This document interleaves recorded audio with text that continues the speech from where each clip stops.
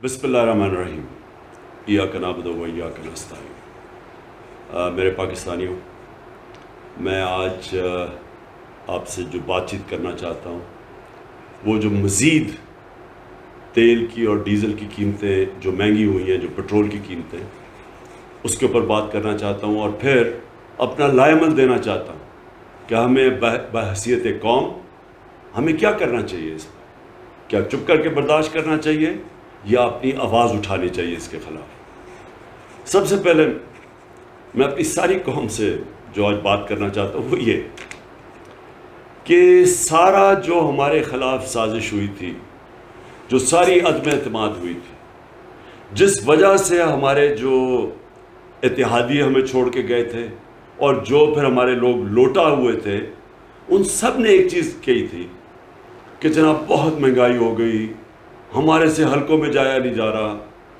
بڑی حکومت نااہل ہے۔ یہ ساری چیزیں انہوں نے جب عدم اعتماد کی سازش میں یہ سب شامل ہوئے تھے تو سب نے ایک ہی بات کی تھی جنہوں نے ہمیں چھوڑا تھا۔ ہمارے مخالف نے بھی یہی بات کی تھی۔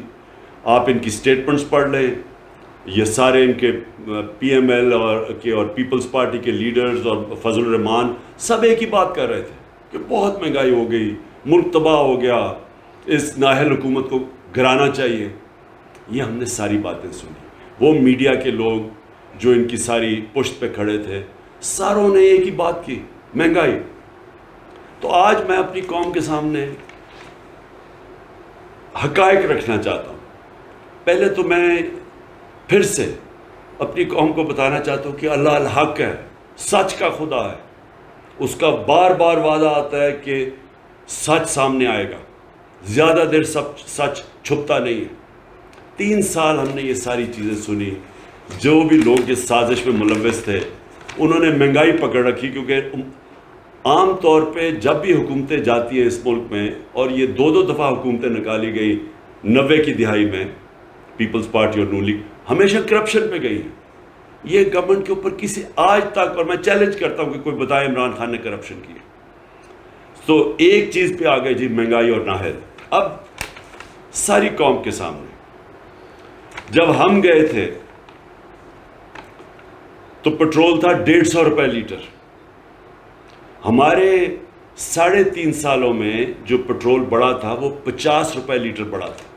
ہمارے زمانے میں بھی عالمی مہنگائی تھی، تیل کی قیمت آسمانوں پہ تھی، ہمارے زمانے میں یہ تھا۔ ہمیں بھی IMF کہہ رہی تھی کہ آپ یہ سبسڈی اٹھائیں پٹرول اور ڈیزل پہ۔ ہم نے 200 روپے کی سبسڈی دی تھی پٹرول پہ اور ڈیزل پہ، صرف اس لیے کہ ہم نے اپنے لوگوں کو بچانا تھا یہ جو بڑھتی ہوئی مہنگائی ہے۔ جب پٹرول اور ڈیزل بڑھتا ہے تو ساری چیزیں مہنگی ہو جاتی ہیں۔ تو ہم نے اس لیے سبسڈی دی تھی، ہمیں پتہ تھا کہ اس کا سب سے زیادہ جو تکلیف ہوتی ہے وہ عام آدمی کو ہوتی ہے۔ تو اس لیے ہم نے 200 ارب روپے کی سبسڈی دے کے، IMF ہمیں کہہ رہا تھا مہنگا کرو، ہم نے 10 روپے کم کیا اس دونوں کی، ڈیزل اور پٹرول کی قیمت۔ لوگوں کو تحفظ دیا اس مہنگائی سے جو عالمی مہنگائی تھی۔ تو ہمارے دور میں پھر سے 150 روپے لیٹر تھا پٹرول، آج 85 روپے انہوں نے بڑھایا اب تک، اور یہ مزید بڑھے گا۔ یہ میں آج آپ کو کہہ رہا ہوں کہ اب یہ اور اوپر جائے گا، آج ہے 235 روپے لیٹر۔ ڈیزل ہمارے زمانے میں 145 روپے لیٹر تھا، ہم نے جان کے کم رکھا تھا، کیونکہ جب ڈیزل مہنگا ہوتا ہے تو ساری ٹرانسپورٹ مہنگی ہو جاتی ہے۔ خاص طور پہ جو کسان ہے اس کو وہ جو جنریٹر جو ٹیوب ویل چلاتا ہے جنریٹر پہ، وہ سب مہنگا ہو جاتا ہے۔ تو اس لیے ہم نے 145 پہ رکھا تھا۔ انہوں نے 115 روپے لیٹر ڈیزل کی قیمت بڑھائی، آج 260 روپے لیٹر ہے۔ اور یہ میں آج آپ سب کو کہہ رہا ہوں کہ آپ دیکھتے رہیں، یہ ابھی مزید اور اوپر جائے گا۔ یہ اگلے مہینے یہ ڈیزل اور پٹرول کی قیمت ابھی اور بڑھے گی۔ تو اس کا مطلب کہ ساری ٹرانسپورٹ مہنگی، کسانوں کے اوپر جو گزر رہی ہے، پہلی پانی نہیں ہے، بارشیں نہیں ہوئی تو پہلے ان کے لیے مشکلات ہیں، اب یہ ڈیزل سب سے زیادہ متاثر کرے گا کسان کو۔ پھر بجلی ہم چھوڑ کے گئے تھے 16 روپے یونٹ، آج بجلی ہے 29.5 روپے یونٹ، اور ابھی خود انہوں نے کہا کہ یہ ابھی مزید اور بڑھے گی۔ تو تو اس کی بھی تیاری کریں کہ ابھی رکے گی نہیں. 16 روپے سے تقریباً 30 روپے یونٹ پہ چلے گی بجلی. جو عام آدمی کے لیے سب سے اہم چیز ہوتی ہے آٹا. ہم چھوڑ کے گئے تھے 20 kg کا بیگ تھیلا 1100 پہ, آج وہ پہنچ گیا 1500 پہ. اور یہ وہ چیز ہے جو کہ عام گھرانوں میں لوگوں کو افیکٹ کرے گی. پھر گھی, یہ بھی ایک بنیادی چیز ہے جو عام آدمی استعمال کرتا ہے, اور اس کے لیے بڑا اس کا سارا جو بھی بجٹ ہے اس کا وہ افیکٹ ہوتا ہے. 400 kg پہ ہم گھی چھوڑ کے گئے تھے, اور یاد رکھیں یہ عالمی مہنگائی کی وجہ سے ہمیں قیمتیں اس کی بڑھانی پڑتی تھی. تو آج وہ پہنچ گیا 650 روپے kg. 400 روپے سے 650 روپے پہ گھی کی قیمت پہنچ گئی. پھر جب عدم اعتماد کی انہوں نے سازش کی تو جو ڈالر تھا ہمارے وقت پہ 178 روپے کا تھا. یاد رکھیں ہمیں مشکل کیوں پڑی ہوئی تھی, ہمارا اتنا بھی اس سے بھی کم ہونا تھا روپیہ, کیونکہ ہمارا جو بیرونی خسارہ تھا وہ ہم نے تیسرے سال بالکل کم کر دیا تھا.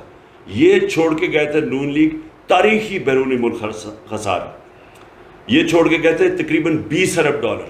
کبھی اتنا بڑا خسارہ پاکستان میں نہیں ہوا. ہم نے اس کو تیسرے سال بالکل نیچے لے آئے تھے. بدقسمتی سے عالمی قیمتیں اوپر چڑھی گئی. ہمیں سب سے بڑا جھٹکا تیل کا پڑا جو آج ان کو بھی ہے. لیکن اس کے ساتھ ساتھ ہم نے کرونا کے لیے جو ویکسین خریدی تھی وہ 2 یا 3 ارب ڈالر ہمارا ادھر چلا گیا. تو اس کی وجہ سے ہمارا ہوا, اور جو روپیہ ہمارا متاثر ہوا. تو اس کے باوجود 178 روپے کا ڈالر تھا, آج ڈالر پہنچ گیا ہے 208 روپے پہ. 30 روپے ڈالر مہنگا ہوا. اب اس کے جو اثرات ہیں, ابھی جتنی بھی آپ کو میں نے مہنگائی بتائی ہے, یہ اس سے اب بہت بڑھے گی جب آہستہ جب روپیہ گرتا ہے اور جب ڈالر مہنگا ہوتا ہے اور ڈالر میں چیزیں خریدتے ہیں تو یہ بھی تیل اور مہنگا ہوگا. اس کا مطلب ڈیزل, پٹرول, بجلی یہ سب اور مہنگی ہوں گی. اچھا, اب میں صرف یہ ہلکا سا آپ کو بتا دوں کہ یہ جب سازش ہوئی تھی تو آپ کو یہ سمجھ آنی چاہیے, میں اپنی قوم کو کہنا چاہتا ہوں کہ ہمیں تو نااہل کہہ رہے تھے, لیکن جو پاکستان اکنامک سروے کی جو رپورٹ ہے اس کے مطابق یہ پاکستان کے جو پچھلے ہمارے جو 2 سال تھے 5.6% پہ ہماری اکانومی کی دولت میں اضافہ ہوا تھا, اور اس سال جب ہمیں ہٹایا گیا 6% گروتھ ریٹ تھی پاکستان کی. اب یہ سمجھ جائیں کہ یہ 2005 کے 5-6 میں شاید اس طرح کی گروتھ ریٹ تھی, لیکن ان دونوں پارٹیز نے کبھی اس طرح کا گروتھ ریٹ 2 سال مسلسل نہیں کی. اور یہ اس وقت ہماری حکومت ہٹائی گئی جب اکانومی اوپر جا رہی تھی. ہماری جو انڈسٹری تھی, میں صرف یہ آپ کو بتا دوں کہ ہماری انڈسٹری 7.2% پہ بڑھ رہی تھی. ہمارا جو زراعت تھی وہ 4.4% پہ بڑھ رہی تھی. اور یہ اس کی وجہ سے ملک میں خوشحالی آ رہی تھی, کسانوں کے پاس پیسہ آ رہا تھا. کبھی اتنا زیادہ پیسہ کسانوں کو نہیں گیا جو ہمارے دور میں گیا یہ پچھلے 2 سالوں میں. ہماری پیداوار ریکارڈ تھی 4 فصلوں کی. اس وقت جب ہمارا ملک آگے بڑھ رہا تھا اور ہم نے ان دونوں نون لیگ اور پیپلز پارٹی سے ان 3 سال میں 55 لاکھ نوکریاں زیادہ مزید بڑھائیں. سارے برے صغیر میں جس ملک میں سب سے کم بے روزگاری تھی وہ پاکستان تھا. تو اس وقت یہ انہوں نے سازش کی, مہنگائی کا بہانہ مارا, مقصد کچھ اور تھا. پاور میں آ کے نہ ان کو سمجھ آئی کہ معیشت کو کیسے سنبھالنا ہے, نہ ان کو سمجھ آئی مہنگائی کا شور مچا. مہنگائی کا میں نے آپ کے سامنے بتا دیا. مقصد ان کا صرف ایک تھا, NRO2 لینا. اپنی جو چوری تھی اربوں روپے کی, ان ساروں نے مل کے جو چوری کی تھی پچھلے 10 سال میں, کیونکہ پہلے 10 سال میں تو ان کو NRO1 مل چکا تھا, مشرف نے معاف کر دی تھی ان کی اربوں روپے کی چوری.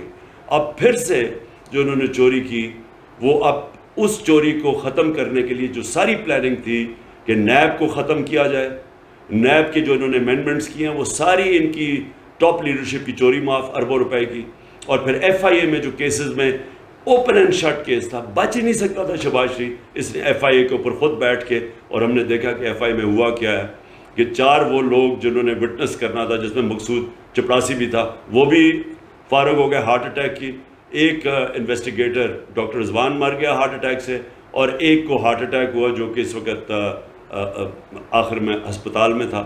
اور تو یہ اصل میں ان کا مقصد تھا، اور پھر الیکشن کمیشن کے ساتھ مل کے الیکشن کی دھاندلی کر کے پھر مسلط ہو جائیں. تو میں اس کے ساتھ ساتھ یہ، اور مجھے فخر یہ ہے کہ 60 سال کے بعد ہم نے 10 ڈیمز شروع کی، 3 بڑی ڈیمز. یہ پہلی دفعہ یعنی کسی حکومت کو نہیں آیا کہ آج پانی کا جو اتنا بڑا مسئلہ ہے، جب تک پانی کے ریزروارز نہیں بنیں گے، جو ہندوستان میں انہوں نے کوئی 3-4 ہزار ڈیمز بنائی ہوئی ہیں، چائنا میں 5,000 بڑی ڈیمز ہیں، ہمارے کوئی ڈیم ہی نہیں بنی 50 سالوں سے. یہ پہلی دفعہ ہم ڈیمز بنا رہے تھے، آگے کا سوچ رہے تھے، زراعت کا سوچ رہے تھے، کسانوں کا سوچ رہے تھے. پانی کی قلت جو آج سارے فیل کر رہے ہیں، اس کو بچانے کے لیے ڈیمز میں ریزروار پانی کو ریزرو کرنے کے لیے. اس کے علاوہ ہم نے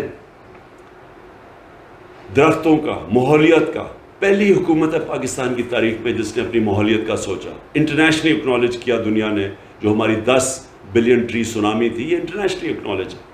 اور اس میں باہر برطانیہ کے پرائم منسٹر نے خاص نام لیا کہ پاکستان لیڈ کر رہا ہے دنیا میں کلائمیٹ چینج کو روکنے کے لیے.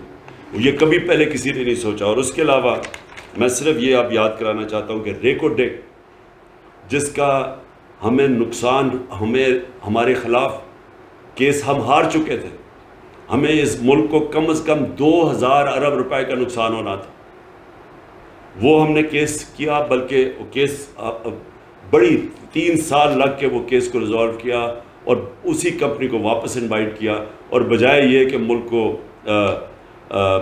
ہرجانہ دینا پڑے، یہ ڈیمیجز دینے پڑے، ہم نے اسی کمپنی سے واپس ری انویسٹمنٹ کروائی. اور وہ سب سے بڑی انویسٹمنٹ ہے یہ جو کمپنی جس نے ہمارے پر کیس کیا تھا. کارکے سے 200 ارب روپے کا ہرجانہ ہو چکا تھا، ہمیں فائن ہو چکا تھا. وہ صدر اردوغان کے ساتھ مل کے ہم نے وہ ختم کروایا اور سیٹل کروایا. پھر صرف NHA کے اندر نیشنل ہائی وے اتھارٹی میں 1,000 ارب روپیہ ہم نے بچایا. یعنی وہ سڑکیں جو انہوں نے 2013 اور 18 کے بیچ میں بنائی تھی، جو ہم نے سڑکیں بنائی 2018 سے اب تک، اس میں 1,000 ارب روپیہ کم قیمت پہ ہم نے سڑکیں بنائی. مطلب یہ کہ 1,000 ارب روپیہ جو ان کی جیبوں میں گیا تھا وہ ہم نے کرپشن بچائی. اب میں آخر میں اپنی ساری قوم کو کہتا ہوں کہ اب ہمارے اوپر ہے، ہم اگر اس امپورٹڈ حکومت کی جس طرح کی یہ عوام مہنگائی کی دلدل میں دھنس رہی ہے، اگر ہم آرام سے اسی طرح بیٹھے رہے تو میں آج آپ کو بتا رہا ہوں کہ ابھی مزید اور مہنگائی بڑھنے والی ہے. اور ان کے جو سربراہ ہیں ان کو کوئی فکر نہیں ہے پاکستان میں کیا ہوتا ہے، کیونکہ ان کے اربوں ڈالر ملک سے باہر پڑے ہوئے ہیں. ان کے 30 سال سے اس ملک سے منی لانڈرنگ کر کے پیسے باہر لے کے گئے. ان کو کوئی فرق نہیں پڑے گا. فرق پڑے گا جس کا جینا مرنا پاکستان میں.